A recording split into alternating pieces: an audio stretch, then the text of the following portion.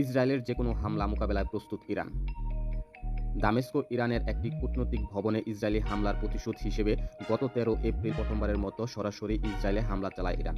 ওই দিন ইসরায়েলের সামরিক বাহিনীর বিভিন্ন স্থাপনা ও ঘাঁটি লক্ষ্য করে শত শত ড্রোন ও ক্ষেপণাস্ত্র ছুড়ে ইরানের সামরিক বাহিনী।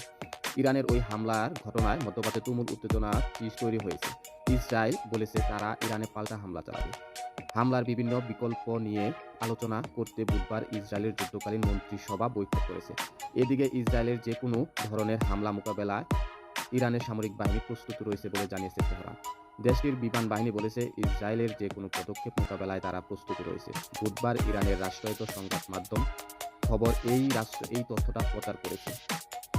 একই দিনে ইরানের নৌবাহিনীর কমান্ডার বলেছে তারা লোহিত সাগরে ইরানের বাণিজ্যিক জাহাজগুলোকে নিরাপত্তা দিচ্ছে। ইরানের সশস্ত্র দিবস উপলক্ষে একটা প্যারেডে অংশগ্রহণ করে ইব্রাহিম রাইস বলেছেন, আমাদের মাটিতে ইহুদিদের ইসরায়েলের যে কোনো ধরনের হামলার কঠোর জবাব দেওয়া হবে।